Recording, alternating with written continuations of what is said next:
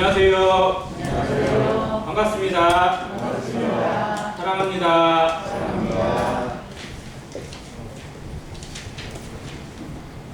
정진현의 친구인 차민선 씨 소식을 듣고 기도하면서 제 마음 가운데 그런 생각을 주시더라고요. 예수님이 나사로에 사신 말씀도 마찬가지입니다. 이 병은 죽을 병이 아니라 하나님의 영광을 드러내고 하나님의 아들을 영광을 나타내기 위한 병이라고 말씀하신 것처럼 그 말씀을 주셨어요. 그래서 이 일을 통해서, 이 어려움을 통해서 구도자로 참석하는 민선 씨의 마음, 또 아직 하나님에 대해 절대 알지 못하는 그 가족들의 마음까지도 하나님께서 정마하시면 하나님 앞에 굴복하게 하는, 하나님을 깨닫고 하나님 앞에 놓여있는 인생인 것을 발견하게 하는 기회로 주시겠다. 이 가정에 정말 놀라운 복을 주시는 기회로 삼겠다라는 확신이 있어서 그날 수요일 저녁에 진행에 그런 이야기를 했습니다. 그리고 그 다음에 톡을 보내봤더니 이제 의식이 돌아와서 이제 일반인들한테 대화를 할 수 있는 수준이 됐다는 얘기 듣고 정말 감사가 되었습니다. 기억나시는 대로 기도해 주시고, 또 어떤 영혼이든지 한 영혼이 하나님께 돌아오는 일은 기적입니다. 우리 생각에는 그냥 이루어지는 것 같지만 정말 그 모든 행사가 하나님의 손길이 아닌, 하나님의 은혜가 아니면 안 된다는 사실을 우리가 너무 잘 알고 있습니다. 그래서 영혼을 두고 우리 기도하고 한 영혼이 하나님 앞에 아름답게 회복될 수 있는 그 기적을 같이 체험하는 안양교회 성도가 되시기를 간절히 바랍니다. 에베소서 2장에 있는 말씀 다시 보겠습니다. 에베소서 2장 8절입니다.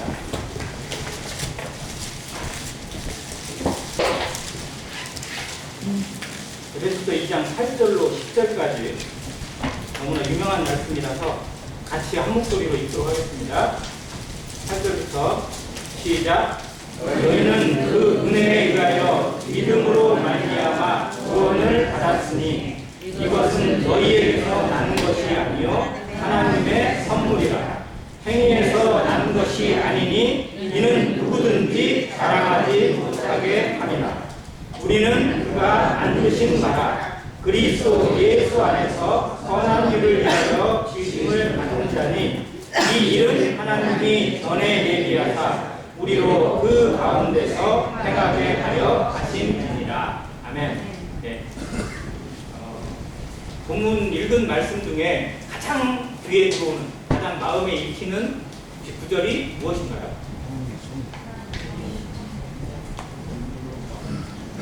여러 단어들이 있는데 어떤 분이 얘기했어요? 하나님의 선물이라고. 그래서 오늘 말씀의 주제는 하나님의 선물입니다. 같이 한번 해주세요. 하나님의 선물. 하나님의 선물. 하나님의 선물. 하나님의 선물.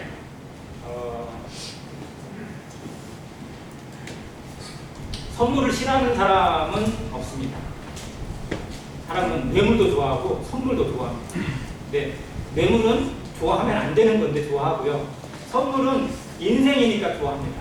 자, 그런데 수많은 사람들이 선물을 주고받긴 합니다. 근데 사람들이 주고받는 선물에 한계가 있어요. 어떤 한계가 있을까요? 사람들이 주는 선물이 때로는 온전한 선물이 안 될 때도 많거든요. 두 가지 면에서 그렇습니다. 첫 번째는 내가 줬으니까 기대하는 심리가 생겨요. 무엇인가를 받을 심리가. 그러니까 이 온전한 선물이 못 되게 만드는 하나의 인생의 한계가 되고요. 두 번째는 그 사람이 필요로 하는 것을 내가 온전히 알지 못해요. 그래서 때로는 필요한 것을 주기도 하지만 불필요한 걸 줄 때도 없지 않아 있어요. 그러니까 선물로 받았을 때 기분이 좋은데 선물로 받은 것을 잘 써야 좋고 잘 먹어야 좋습니다. 근데 먹지도 못하는 선물을 받거나 필요도 없는 선물을 받는 경우도 가끔은 있습니다. 이게 인생에서 주어지는 것들입니다. 그러나 하나님이 주시는 선물은 인생에게 가장 필요한 거고 없어서는 안 되는 것들입니다. 그래서 중요한 건 사람이 주는 선물도 우리를 기분 좋게 하고 우리의 마음에 평안을 주는 것이 있지만 진정한 선물은 하나님께 있다는 사실을 기억해야 합니다. 하나님이 주시는 선물이 무엇인지, 하나님의 선물이 얼마나 놀라운 것인지 그 선물의 가치를 다시 한번 생각하고 이 시간 하나님이 주는 특별 선물이 있어요. 이건 누구나 받을 수 있는 거지만 아무나 못 받아요. 그래서 아무나 못 받는 이 특별한 선물을 받는 인생, 이건 정말 특별한 인생이고 하나님 앞에 귀한 인생이에요. 그런 의미에서 하나님의 선물을 두 가지로 구분합니다. 첫 번째는 보편적 선물이 있어요. 그리고 두 번째는 특별 선물이 있어요. 보편적 선물은 누구나 다 받게 되어 있고 받아요. 이게 뭘까요? 공기, 또 햇빛, 생명. 이게 그야말로 딱 줄여서 생명입니다. 우리가 하나님으로부터 생명을 받았고 생명을 받고 살아갑니다. 그 하나님이 주시는 보편적 선물이 아니면 인생은 살아갈 수가 없습니다. 이거 제가 뭐 천체 물리학을 공부하는 그런 시간은 아니지만 몇 가지만 정말 얘기해 드릴게요. 태양과 지구 사이의 거리가 얼마라고죠? 선생님들 1억 5천만 킬로미터가 떨어져 있대요. 재봤어요. 이걸 재려면 여러분 태양의 중심인지 태양의 겉표면인지도 잘 몰라요. 근데 아무튼 거리가 1억 5천만 킬로미터 된대요. 이게 허블 망원경이나 어떤 그런 것을 반사체를 이용해서 측정해보는 그런 거거든요. 1억 5천만 킬로미터가 떨어져 있어요. 자동차로 가려면 250년이 걸립니다. 자동차로 만약 간다고 하면. 그러니까 상상도 못하는 거리에 떨어져 있어요. 근데 지구보다 좀 더 가까이에 태양과 가까운 거리 뭐죠? 지구 바로 앞에 태양에 붙어 있는 예? 수, 금, 지, 화, 목토, 천의 명, 이렇게 그러잖아요. 금성이에요, 금성. 비너스라고 부르는 금성이 있어요. 자, 금성은 지구보다 조금 가까워요. 약 1억 킬로 정도, 1억 한 1000이나 2000 정도 이렇게 떨어져 있어요. 그러니까 금성에 사람이 살아야 못 살아요. 왜 못 살까요? 뜨거워서 못 살죠. 금성의 표면 평균 온도가 120도쯤 된다고 합니다. 120도쯤. 평균 온도예요. 자, 지구보다 조금 뒤에 별 하나가 또 있어요. 지구 크기만한 별이. 화성입니다. 자, 화성은 지구보다 한 조금 더 진짜 우주로 보면 북극만큼 멀어져 있어요. 자, 근데 화성에 사람이 살아야 못 살아요? 못 살아요. 왜 못 살죠, 거기는? 뜨거워서 못 살아요. 자, 화성의 평균 온도는 영하 80도입니다. 영하 80도에 견딜 수 있는 분도 있을지 몰라요. 막 그냥 두꺼운 옷 때문에 좋은 옷들 많이 입고 막 난로를 많이 피면 버틸지 모르겠지만 잠시는 버틸지 모르지만 살 수가 없어요. 사는 게 아닙니다. 화성 탐사선을 보내고 뭐 하고 해서 온갖 연구를 다 하는데요. 실상은 인간을 속이는 헛된 속임수에 불과하지 거기에 사람이 살 수 있는 곳이 전혀 못 돼요. 오직 하나님이 이 지구에만 사람이 살 수 있는 환경을 부여하셨어요. 이 거리가 1억 5천만 킬로. 이 생명이 살 수 있는 라이프존입니다. 자, 지구가 움직여요. 태양 주위를 도는 것을 공전이라고 합니다. 공전 속도를 계산해 봤어요. 1년에 한 바퀴 돌아야 되잖아요. 그래야 봄, 여름, 가을, 겨울이 나눠지고 계절이 바뀌고 모든 것들이 운행이 되거든요. 자, 공전 속도를 계산했더니 1초에 30km를 달려요. 똑딱할 때 30km 가고. 지금도 가고 있어요. 계속 움직이고 우리가 못 느낄 뿐이지 하나님이 움직이셔서 우리 생명체가 살아갈 수, 내가 살아갈 수 있는 모든 환경을 부여하시기 위해서 지구는 1초에 30km씩 운행합니다. 똑딱할 때마다. 쉬지 않아요. 멈추면 갑니다. 이 지구가 태양을 둘러싸고 있는 모든 이 자기력과 이 중력의 법칙이요. 이 공전의 속도가 딱 맞춰져 있어요. 속도가 조금만 느려지잖아요. 지구에서 태양이 멀어지게 되어 있어요. 그래서 이 속도를 계속 유지해야 됩니다. 거기서 더 빨라지잖아요. 그러면 가까워지게 돼 있어요. 이게 온갖 변수가 받는 지구의 공전 속도가 빨라도 안 되고 늦어도 안 됩니다. 자전 속도가 더 빨라져도 안 되고 느려져도 안 돼요. 지구의 자전 속도가 하루에 한 바퀴를 돌아요. 이게 시속 120 몇 킬로인가요?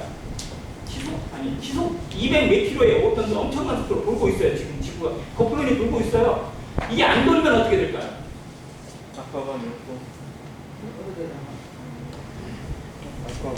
낮과 밤이 안 움직여요. 낮과 밤이 계속 한쪽은 낮이고 한쪽은 계속 밤이에요. 자, 자전 속도가 좀 늦어졌다고 생각해요. 지금 하루에 한 바퀴를 도는데요. 좀 쉬어요. 이틀에 한 바퀴를 돌아요. 그럼 어떻게 될까요? 이틀에 한 바퀴를 도는 거예요. 하루가 48시간이 바뀌었어요. 그러면 어떻게 될까요? 낮에, 요즘같이 낮에 어떻게 될까요?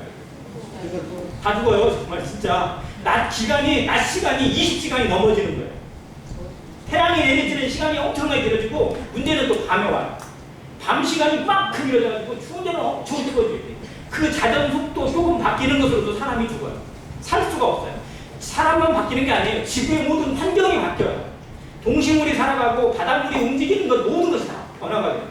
자전 속도가 느려지잖아요. 그러면 바닷물이 움직이잖아요. 바닷물의 움직임도 바뀌어요. 더 빨라지게 되잖아요. 바닷물이 막 헤일처럼 달려오고 지구하고 달의 거리가 딱 정해져 있어요.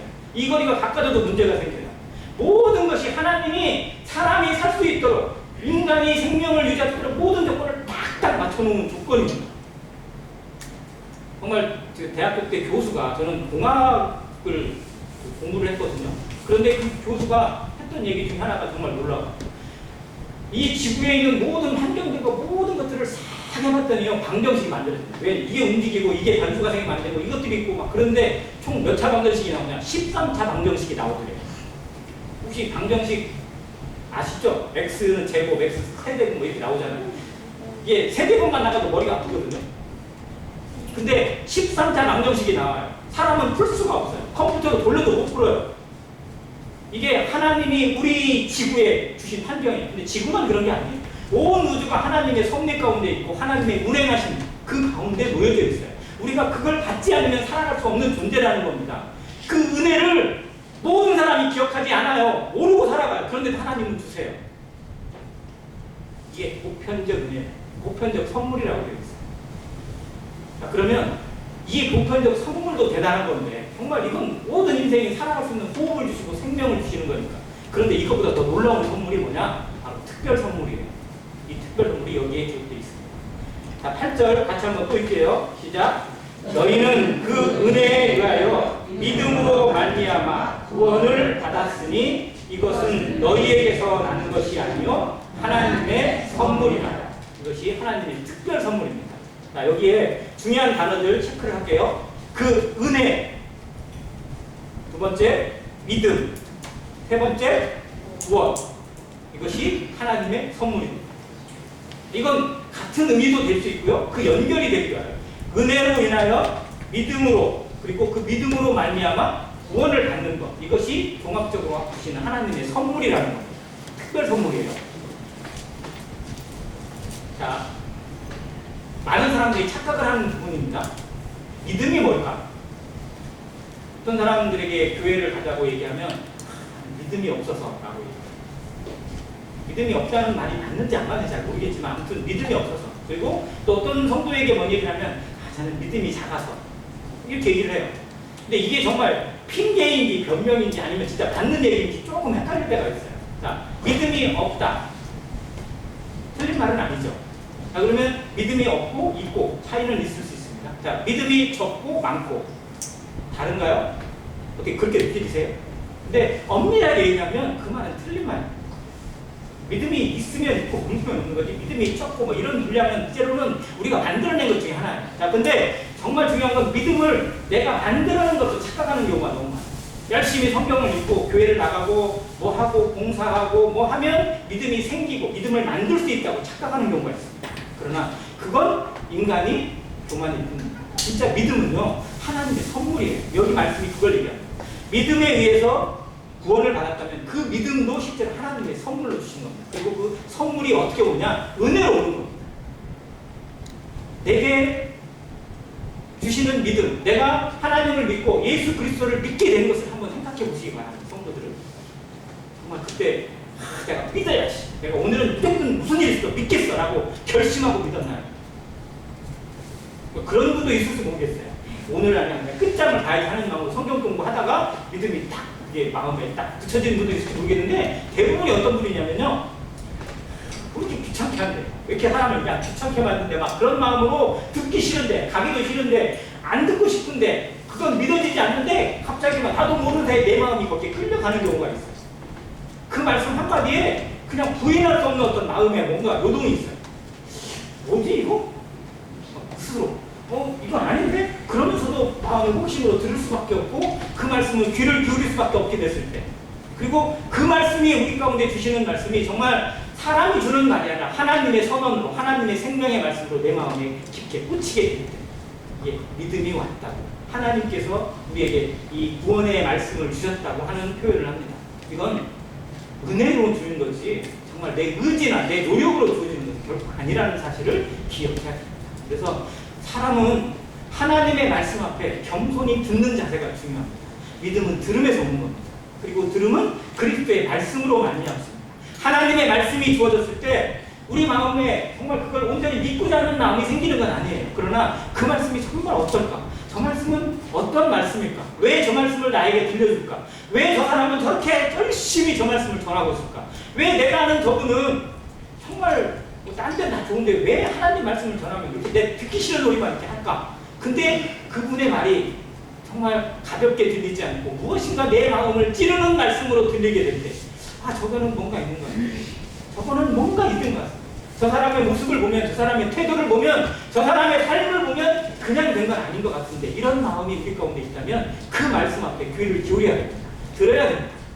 이 듣는 자세가 정말 중요합니다. 하나님의 말씀을 어떻게 듣고 있는지.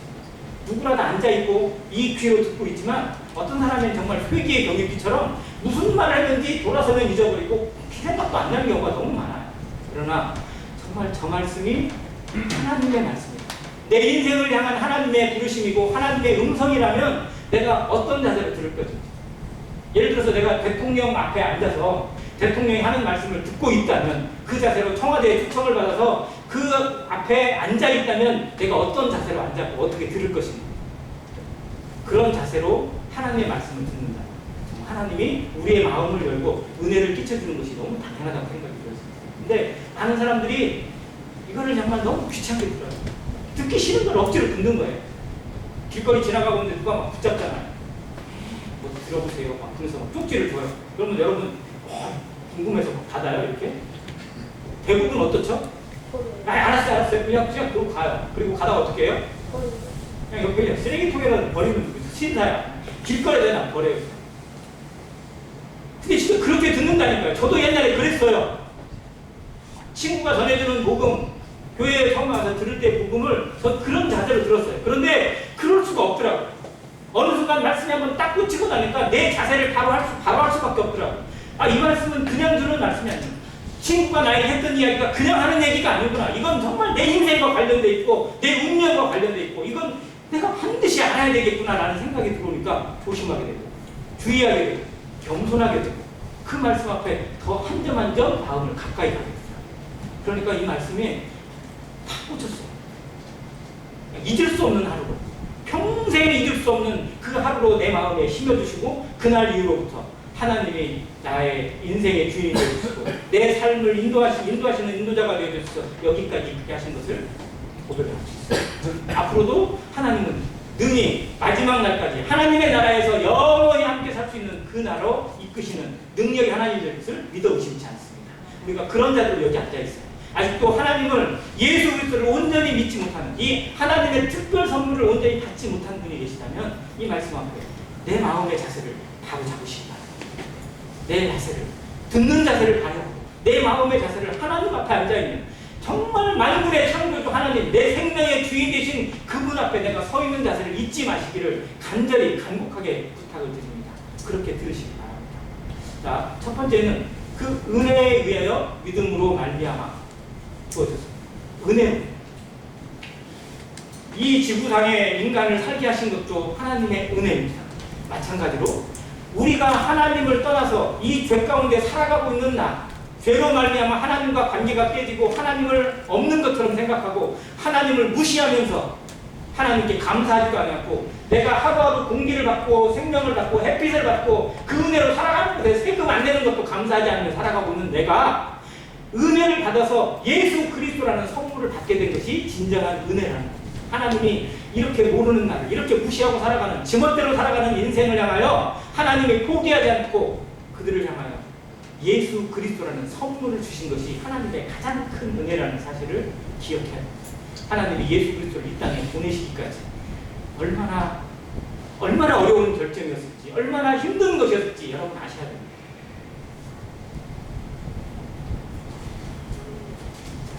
누가 내 자식에게 내 아들이나 내 딸을 함부로 대한 것을 보면 우리 마음에 정말 참을 수 없는 분노가 일어날 수도 있어요. 나한테 하는 것보다 나에게 욕을 하고 나에게 험담을 하고 나에게 돌을 던지는 것보다 내 자녀를 괴롭히고 내 자녀에게 욕을 하고 내 자녀를 위협하는 것에 대해서 사람이 참지 못하는 것입니다. 이게 부모의 마음입니다. 하물며 나도 알지 못하는 사람을 위해서 내 자식을 내어준다는 건 있을 수 없는 일입니다. 있어서도 안 되는 일이고 해서는 안 되는 일입니다. 어떻게 부모가 자기 자식을 내줄 수가 있어요? 이거 부모도 아니에요. 그런데 하나님이 그 잃어버린 생명들, 그 죄를 짓고 자기 마음대로 살아가는 나 같은 죄인들을, 이 인생들을 위해서 자기 아들 독생자 예수 그리스도를 내어주신다? 있을 수 없는 일입니다. 있어서도 안 되는 일을 하나님이 하셨어요. 그것이 예수 그리스도의 선물입니다. 나를 얼마나 사랑하셨는지 우리가 표현할 수 없고 글로 기록할 수도 없고 다 말할 수 없어요. 하나님이 세상을 이처럼 사랑하사라는 이 이처럼이라는 단어를요 우리는 다 표현을 할 수가 없습니다. 어떠한 표현을 갖다 대도 이 하나님의 사랑을 표현할 방법이 없어요. 어떻게 자기 자식을, 아니 하나님의 본체를 이 인간의 모습으로 내려서 사람들에게 던지십니까? 사람들 속에 비난받고 순환받고 고초받고 그 가운데서 저주를 받고 죽는 십자가의 형을 받을 수 있는 저주의 십자가 속에 어떻게 던질 수 있어요? 거기서 영광을 받고 거기서 왕이 되고 그들을 다스리는 통치자가 되는 것도 정말 감당하기 어려운 하나님의 은혜인데 그들을 위해서 십자가를 지는 모든 피를 흘리고 모든 몸을 지켜서 벌거벗고 수치를 당하고 십자가에 죽는 모습 가운데 내어주시는 하나님의 사랑은 표현할 방법도 없습니다. 이건 인간의 언어로 표현이 안 되는 거예요. 그게 은혜라는 거예요. 이 은혜를 제대로 알지 못하면 정말 하나님 앞에 설 수 없습니다. 성도들도 마찬가지예요. 내가 받은 은혜가 얼마나 큰지 매일매일 누리면서 감사하면서 그 앞에 엎드리지 못하면 온전한 성도의 삶을 살아갈 길을 잃어버리고 그냥 내 마음대로 살 수밖에 없어요. 그래서 우리는 은혜로 살고 그래서 처음에 표현합니다. 은혜로 구원받고 은혜로 살다가 은혜로 하나님 앞에 가는 거죠. 이 은혜가 얼마나 크고 높은지 나를 향한 은혜가 얼마나 놀라운지 다시 한번 생각하시기 바랍니다. 이 은혜가 믿음으로 왔어요. 이 은혜를 통해서 나 같은 자에게도 계속해서 하나님이 말씀을 주셨어요. 하나님의 은혜로 깨달을 수 있도록 마음을 허락하시고 우리 은혜도 이 막혀있는 이곳에도 뚫어질 수 있도록 뭔가 좀 터치가 돼서 뚫릴 수 있도록 철부지 같은 어린아이도 가끔씩 엄마의 마음을 깨닫잖아요. 엄마가 없으니까 이렇게 힘든 거구나, 이렇게 괴로운 거구나. 그래서 엄마를 찾게 하는 마음을 주시잖아요. 마찬가지로 하나님 없이 사는 우리 인생이 얼마나 괴로운 것인지 가끔 깨닫게 해요. 고통 속에 깨닫게 하시고 한번 생각해보세요. 물속에 확 빠졌어요. 물에 빠졌어요. 얼마나 버틸 수 있죠? 사람이? 뭐 어떤 사람은 뭐 훈련을 하더라고요. 그래서 저기 뭐 해병대랄지 아니면 뭐 UDT랄지 뭐 이런 군인들은요 물속에서 막 잠수하고 호흡 참는 훈련을 하니까 그 사람들은 3분도 참고 그 이상도 참아요. 근데 우리 같은 사람은 아니 1분은 무사하고 30초도 힘들어 죽겠어요. 그냥 막 몰아버렸어요. 그러니까 30초 동안 물속에서 막 허우적거리다 올라오고 나면 이 숨 쉴 수 있는 게 얼마나 고마워, 얼마나 감사하지. 이런 마음으로 잠깐 깨달아요. 그 깨닫는 순간이 중요합니다. 말씀이 우리 가운데 접해졌을 때 그렇구나라고 깨달아지는 그 순간에 그것을 붙잡아야 돼요. 근데 많은 사람들이 그렇구나라고 하고 잊어버려요. 이게 문제라요. 그래서 하나님은 항상 기회를 주십니다. 오늘도 기회를 주셨고 또 내일도 어쩌면 이 때를 마감치 않으면 기회를 주실 거예요. 돌아올 수 있는 기회, 깨달을 수 있는 기회, 말씀 앞에 살 수 있는 기회를 주십니다. 이게 은혜예요. 한없이 부어주시는 은혜. 저 같으면요 말 되게 안 듣는 사람한테 1시간 동안 햇빛 안 줄 것 같아요. 하나님의 능력으로, 하나님의 권능으로 너 좀 고생 좀 해봐. 그리고 그냥 1시간 동안 햇빛을 그 사람한테 안 줘. 예를 들어서 공기 안 줘봐요. 그럼 어떻게 되겠어요? 죽어버리겠죠. 하나님이 능히 그렇게 하실 수 있음에도 보복할 수 있고 복수할 수 있고 하나님이 없다고 부르짖고 어디 하나님이 있으면 한번 나한테 나와보라고 소리치는 사람한테 하나님이 왜 그 생명을 취할 수 없어요? 능히 취하시고도 남는 하나님께서 참고 기다리시는 것이 은혜라는 겁니다. 그런 영혼도 그런 사람도 하나님께 돌아올 수 있죠. 그래서 예수 그리스도가 죽으신 거고 그래서 예수 그리스도께서 만민을 위한 온 세상을 향한 어린 양이 되신 이유입니다. 하나님의 마음을 알지 못하면 불신자도 돌아올 수 없고 성도도 성도답게 살 수 없습니다. 그래서 이 은혜라는 단어를 꼭 기억하시면서 살아가시기를 간절히 부탁드립니다. 그러니까 믿음이 은혜입니다. 그 믿음으로 말미암는 구원이 역시 은혜입니다. 선물입니다. 자, 선물의 특징이 있어요. 선물은 뭐가 따르지 않는다. 선물은 뭐가 따르지 않는다? 대가가 따르지 않는다. 자, 뭔가가 주어지고 뭔가를 해야 돼요. 선물을 받고. 그러면 선물이 아니에요?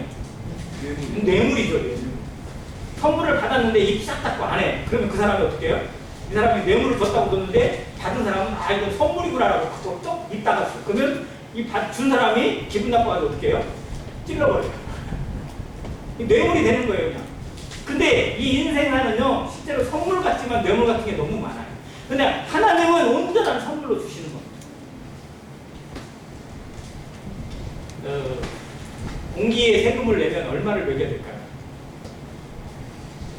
공기에 우리가 세금을 내야 된다. 세금을 내야만 공기를 준다. 만약 어느 국가에서 나라에서 그런 시스템을 개발해가지고 모든 사람에게 공기를 줄 수 있는 시스템을 만들어버렸어요. 그리고 그 공기를 부여해요. 그리고 세금을 매겨. 그럼 어떻게 될까요? 그 나라는 진짜 떼부자 되는 거죠. 그 백성들은 죽어나는 거예요. 얼마를 매길지 아무도 모르잖아요. 예를 들어서 뭐 10,000원을 냈다가 처음에 그 다음 달에 20,000원 올리면 안 낼 거예요. 그거? 자, 그러나 하나님이 주시는 이 무한한 생명의 빛, 햇빛뿐만 아니죠. 어마어마한 모든 것에 대해서 하나님이 세금을 매기지 않으세요. 하나님이 정말 인생을 향해서 얼마나 은혜를 베푸시는지 우리는 이 순간순간 기억해야 됩니다. 그런데도 깨닫지 못하고 그런데도 돌아오지 않는 이 어리석은 인생들을 향해서 하나님이 특별 선물로 예수 그리스도를 주셨다는 사실을 다시 한번 마음에 늘 기억하게 됩니다. 대가를 바라지 않으세요. 하나님. 그래서 아들 예수 그리스도를 주실 때 조건을 하나 걸었다. 너 교회에 어떻게 나가는지 볼 거야. 교회 나가서 어떻게 하는지 볼게. 1년 동안 나가는 조건으로 건네든지 헌금을 꼬박꼬박 그냥 빼먹지 않고 11조를 꼬박꼬박 하는 것을 보고 조건을 걸고 주다. 그렇게 해서 하나님이 구원하실 거라면 진정한 은혜가 안 돼요. 그래서 뒤에 그렇게 하신 이유가 뭐냐면 행위에서 나는 것이 아니니 이는 누구든지 자랑하지 못하게 합니다. 교회는 자랑하는 것이 아닙니다. 근데 정말로 하나님을 제대로 알지 못하는 사람들이 자랑하게 되었어요. 내가 교회를 30년을 내가 교회를 2개를 세웠다고. 어떤 사람은 제가 교회 7개를 세웠다는 사람도 만나봤어요. 자기가 7개를 세웠대. 어떻게 세웠는지 모르겠는데 아무튼 7개의 교회를 세웠대. 그러니까 그 얘기가 뭐예요? 내가 하나님을 향해서 할 만큼 해서 나는 여기에 있다는 거예요. 자, 이 사람은 정말 구원받은 사람일 수도 있겠지만 저는 아니라고 생각해요. 구원을 몰라도 너무 모르는 거예요. 하나님을 몰라도 너무 모르는 겁니다. 하나님을 알면 알수록 예수 그리스도의 구원을 알면 알수록 우리 입에 자랑이 사라지게 되는 게 너무 많다는 거예요. 감사할 수밖에 없는 거예요. 여기도 감사, 이렇게 하신 것도 감사. 내가 하나님을 향해서 헌신할 수 있고 예배를 드릴 수 있고 복음을 전할 수 있고 누군가를 향해서 선교사를 위해서 내 재산을 드릴 수 있는 것도 감사해요. 내가 뭐 했다가 아니라 정말 이 태도를 배워야 돼요. 성도들. 정말 우리의 모든 것이 다 은혜로 말미암은 감사가 되기를 간절히 바랍니다. 자, 성경에 나오는 인물들 통해서 하나님의 선물들에 대해서 조금 더 살펴볼게요. 첫 번째 선물은 아까 얘기한 예수 그리스도입니다. 이 예수 그리스도가 선물이라는 사실은 예수님이 본인이 말씀하셨어요. 요한복음 4장에 사마리아 여인이 나옵니다. 한낮 그 뜨거운 날 우물가에 앉아있는 여인에게 예수님이 찾아가서 나에게 물 좀 달라 그랬더니 여인이 그래요. 당신이 유대인이 어떻게 사마리아에 갔는데 물을 달라고 하느냐 그랬더니 예수님이 말씀하셨어요. 네가 만일 하나님의 선물과 네게 물 좀 달라 하는 이가 누구인 줄 알았더라면 네가 먼저 그에게 물을 달라고 했을 것이다. 그 여자가 이렇게 뭔 얘기지? 주여 여기 물줄 그릇도 없고 그렇습니다. 여기에 이 우물은요 우리 조상 아브라함이 우리에게 주신 건데요. 당신이 이걸 달라고 하면 안 돼요. 당신은 유대인이잖아요. 이건 우리 민족의 것이에요. 그러면서 당신이 야곱보다 크니까 라고 얘기했더니 예수님이 말씀하셨어요. 이 물을 먹는 자마다 다시 목마르느니와 내가 주는 물을 먹는 자는 영원히 목마르지 아니하리니 이는 그 속에서 솟아나는 샘물이 될 거라. 생명의 물이 될 거라고 하면서 이 여인에게 말씀하셨어요. 그러면서 자기를 표현하신 것이 자기가 하나님의 선물이라는 거예요. 누구에게? 이방 여인에게. 하나님을 알지도 못하고 하나님의 뜻과 어긋나게 살아가는 이방 여인, 어떻게 보면 죄인의 괴수 같은 여인에게 하나님의 선물로 오신 예수 그리스도를 증거하십니다. 우리에게 예수님이 찾아오셨어요. 우리도 이방 여인, 이 사마리아 여인하고 좀 나은가요? 좀 나을 수도 있겠죠? 그러나 똑같습니다. 하나님 앞에 죄인이라는 사실은 변함이 없습니다. 그런 나에게 찾아오신 예수 그리스도를 기억하시기 바랍니다. 어떻게 예수님이 우리에게 찾아오셨나요? 어떻게 이 대한민국이라는 곳에 예수님의 이름이 찾아오게 되고 예수님의 생명, 하나님의 생명이 찾아오게 되었나요? 이건 기적과 같은 일입니다. 정말 놀라운 일이 우리에게 일어난 것 사실을 기억하시기 바랍니다. 우리는 하나님을 알지도 못했고 찾지도 않았어요. 그런데 정말 누군가의 손길을 통해서 정말 그 오지 말라고, 들어오지 말라고 쇠국정책 피고 오면 죽이겠다고 협박하고 실제로 들어온 선교사 다 때려 죽이고 그렇게 죽였는데도 불구하고 그냥 기어코 찾아와서 복음을 전한 선교사들, 이들은 하나님의 은혜로 말미암아 온 겁니다. 뭐 바라본 게 아니에요. 그들에 의해서 우리에게 복음이 전해졌고 나 같은 자도 그 말씀을 듣고 구원받는 기적을 누리고 있고 이제 누군가에게 복음을 전하는 사람이 되어져서 하나님의 은혜를 전파하는 사람이 되었다는 사실이 기적입니다. 우리가 여기 있는 것 하나님의 은혜요 기적이라고 믿습니다. 우리는 기적을 매일같이 경험하는 사람들이고요. 기적에 의해 살아가는 사람들입니다. 마지막 날 주님이 다시 오시는 그날, 공중에 들림받는 그날 가장 놀라운 기적을 체험하고 그날 영원한 하나님의 나라에서 놀라운 기적들을 살아가게 될 것입니다. 우리의 삶이 기적이라는 사실을 늘 기억하고 살아가시길 바랍니다. 기적을 경험하는 사람들의 눈이 너무 그냥 흐리멍텅한 태도로 그러려니 하고 살아가는 모습이 너무 안타까워요. 정말 우리의 순간순간이 얼마나 놀라운 은혜인지 얼마나 놀라운 기적을 경험하게 하시는지 깨닫고 살아가는 성도가 되시기를 또한 바랍니다. 이 여자가 예수 그리스도를 만난 날 뭘 받았어요? 그리고 자기 부통이 버려지고요. 동네에 데려갔어요. 자기를 별로 좋아하지도 않는 동네 사람들한테 찾아가서 얘기했어요. 여기 와서 내 말을 듣고 이 사람을 봐라. 이 사람은 그리스도가 아니냐? 하나님의 보내신 예수 그리스도가 아니냐? 이분을 통해서 구원받으라. 그래서 그날 예수님의 말씀을 듣고 그 동네 사람들이 정말 모두 구원받는 기적이 일어났습니다. 예수 그리스도가 진정한 선물입니다. 하나님의 선물.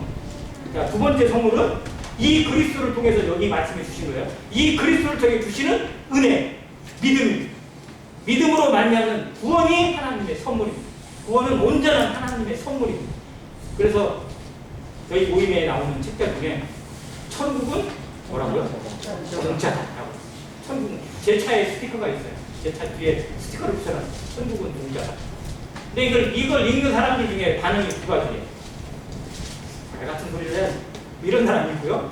좀 깊이 생각하는 사람이 있어요. 그래서 천국은 공짜다라는 유튜브가 계속 매 주마다 방송이 되고 유튜브 영상이 나가는데 그걸 관심 있게 들여다보면 점점 늘어나고 있어요. 그런데 은혜라는 말과 공짜라는 말이 같은 말이에요. 거둬주시는 거니까. 대가를 바라지 않고 주시는 거. 이게 선물이잖아. 이건 공짜라는 표현하고 똑같아요. 그냥 좀 우리에게 좀 약간 그런 표현으로 공짜라고 쓰신 것이 천국은 선물입니다. 그러면 누가 이해를 제기하세요? 근데 천국은 공짜다라고 했더니 말도 안 되는 소리 한다고 이렇게 얘기해요. 그러나 정말 공짜가 아니고는 우리가 얻을 방법이 없어요. 천국을 얻은 걸로 누가 돈을 낸다고 하면 얼마를 내야 될까요? 자기 인생을 바쳐서 노력을 한다면 얼마의 노력을 하면 천국에 합당하겠어요? 그 아무리 전 세계의 모든 재물을 갖다 분들 예수 그리스도의 생명과 바꿀 수 있는 게 있나요? 아니, 없습니다. 천국은 공짜일 수밖에 없어요. 은혜로 갈 수밖에 없어요. 노력으로 가는 게 아닙니다. 노력으로 되는 것도 아니고요. 그런데 수많은 사람들이 열심히 하면 뭔가 열심히 하면 될 것처럼 착각하고 그렇게 해서 사람을 속이고 있습니다. 그러나 천국은 은혜로만, 구원은 은혜로만 되는 것임을 성경이 이야기하고 있습니다. 자, 세 번째 선물이 있어요. 구원받은 성도에게 주시는 하나님의 놀라운 선물이 뭐죠? 구원의 표로 성령을 주십니다. 이 성령이 선물이에요.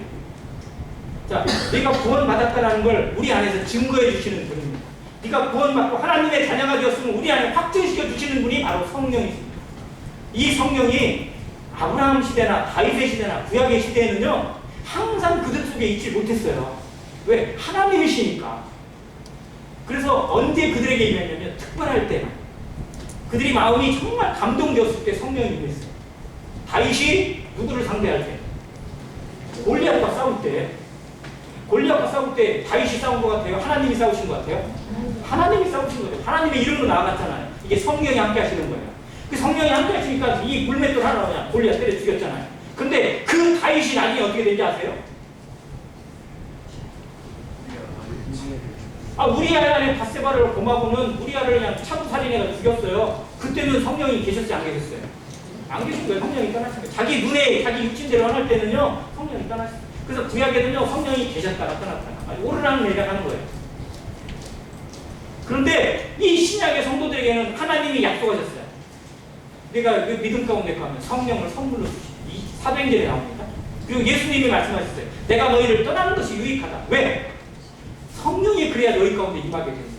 그래서 사도행전 2장에 나오는 오순절날 성령 강림절이라고 부르는 그 오순절날 이 믿는 성도들에게 기도할 때 그들의 마음속에 성령 임하신 이후로부터 믿는 때에 성령이 그들의 마음에 들어오게 되셨어요. 그래서 우리 마음속에 성령으로 세례를 받습니다. 이걸 성령 세례라고 합니다.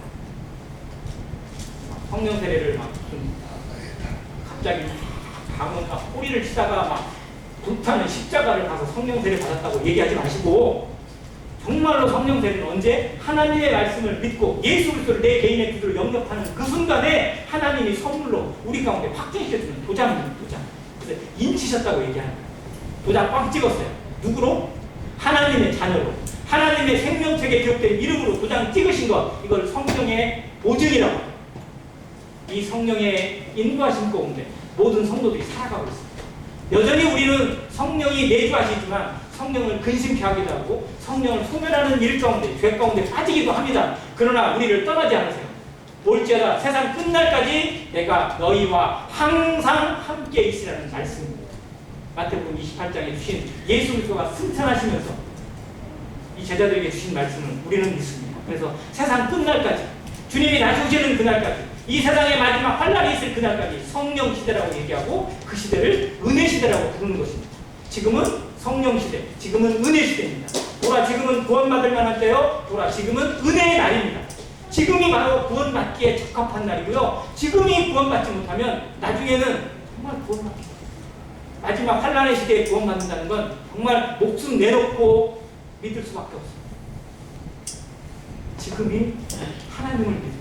지금이 하나님 앞에 봉사하고 지금이 하나님 앞에 돌아올 절호의 시간이고 오늘이 바로 구원의 날이라는 사실을 기억하십니다. 이 기회를 걷어차는 어리석은 인생이 되지 않기를 간절히 바랍니다.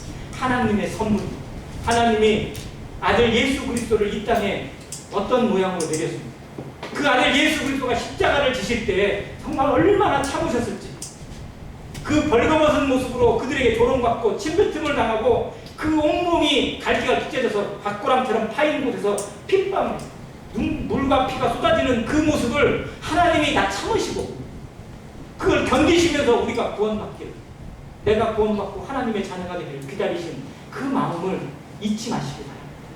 이게 나를 향한 하나님의 선물이요, 나를 향한 하나님의 은혜입니다.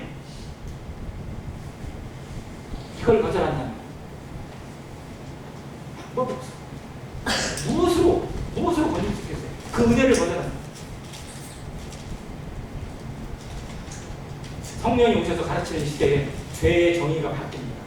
그전에는 하나님을 떠난 게 죄였어요. 그러나 하나님이 모든 죄를 예수 그리스도를 통해서 사함받게 하시고 모든 죄를 짊어지고 하나님 앞에 깨끗하게 함을 입게 하셨어요. 그래서 이제 죄의 정의가 바뀝니다. 요한복음에 이 부분을 말씀해주고 있는데요. 죄라는 뭐라고요? 믿지 않는 거죠. 이제 하나님이 행하시고 하나님이 지켜주시고 하나님이 이 죄에 대해서 모든 것을 처리하심에도 불구하고 그걸 믿지 않는 것, 그걸 거절하는 것, 이것이 하나님 앞에 죄입니다. 그 어떠한 죄라 할지라도, 그 어떠한 악인이라 할지라도 하나님 앞에 돌아오지 못할 죄인은 없습니다. 하나님의 용서를 받지 못할 죄는 없습니다. 그러나 하나님을 거절하고 예수 그리스도를 거절하는 죄는 하나님 용서받을 길이 없습니다. 이게 성령 해방죄랑 마찬가지입니다.